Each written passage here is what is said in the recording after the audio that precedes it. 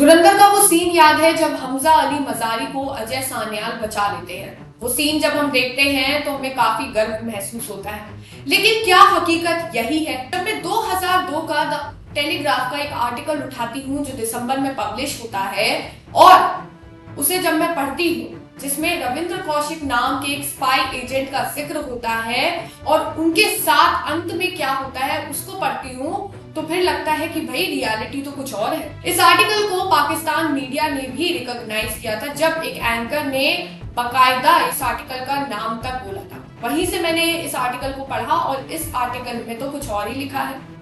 इस आर्टिकल में रविंद्र कौशिक के बारे में जिक्र किया गया है कि किस तरीके से जब वो पाकिस्तान जाते हैं तो फिर वहां से वैल्यूएबल इंफॉर्मेशन वो भारत भेजते हैं। अब तक आप सबने रविंद्र कौशिक का नाम सुन लिया होगा, और अगर नहीं सुना है तो अब सुनो।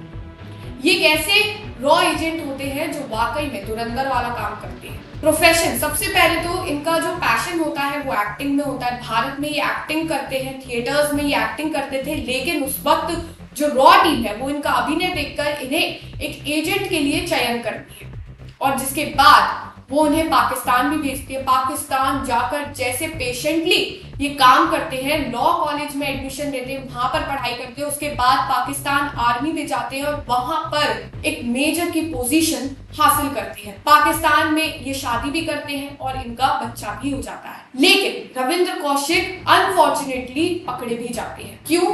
क्योंकि भारत से जब एक और रॉ एजेंट भेजा जाता है इंफॉर्मेशन की वजह से, इंफॉर्मेशन कलेक्ट करने की वजह से या फिर इंफॉर्मेशन देने की वजह से, तो उस वक्त एजेंट का नाम इनायत मसीहा ये होता है। और जब ये पाकिस्तान जाते हैं तो इनको पकड़ लिया जाता है। और जब आप समझ ही जाते होंगे कि जब पाकिस्तान में कोई इंडियन रॉ एजेंट पकड़ा जाए तो उसके साथ कैसा टॉर्चर किया जाता है। ठीक उसी तरीके का टॉर्चर इनायत मसीहा के साथ किया गया और उसके बाद उन्होंने सच उगल दिया।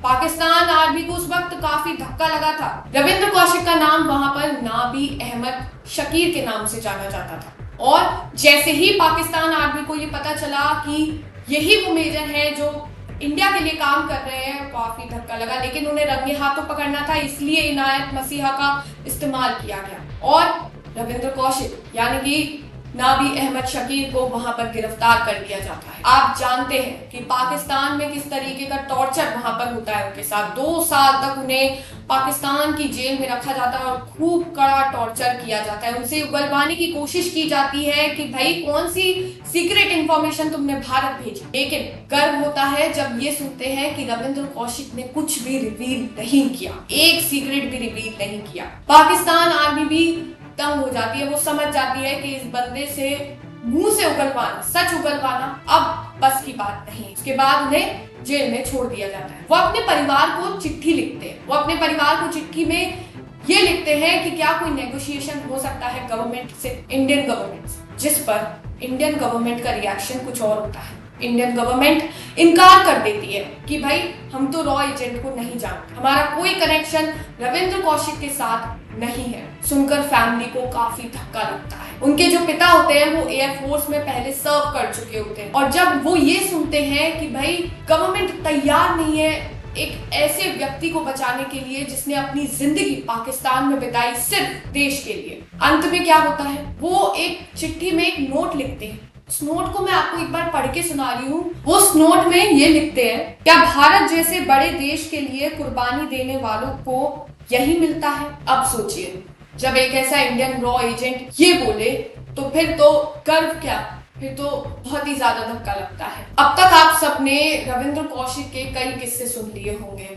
रविंद्र कौशिक की डेथ कैसे होती है ये तक आपको अब पता चल गया होगा कि 2001 में उन्हें ट्यूबरक्लोसिस और फिर पहले से ही वो बीमार होते हैं, जिसकी वजह से उनकी डेथ हो जाती है 2001 में। और 2002 में ये आर्टिकल पब्लिश होता है। उस वक्त तो ये आर्टिकल रिकॉग्नाइज हुआ नहीं, उस वक्त तो परिवार की गुहार सुनाई नहीं दी।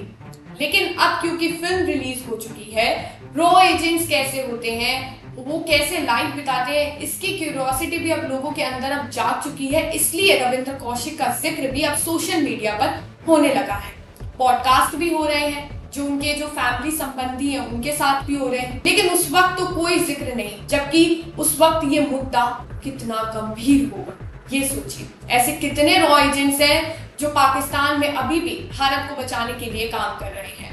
उस वक्त माफ कीजिएगा, परिवार की गुहार सिर्फ इतनी थी कि जैसे एक वर्दी वाले इंडियन ऑफिसर को सम्मान दिया जाता है, ठीक उसी तरीके से लॉ एजेंट्स को भी सम्मान दिया जाना चाहिए। अपनी राय कमेंट सेक्शन में जरूर लिखिए और अगर आपको ये वीडियो अच्छा लगे तो इसे शेयर कीजिए, कमेंट कीजिए और चैनल को फॉलो कीजिए।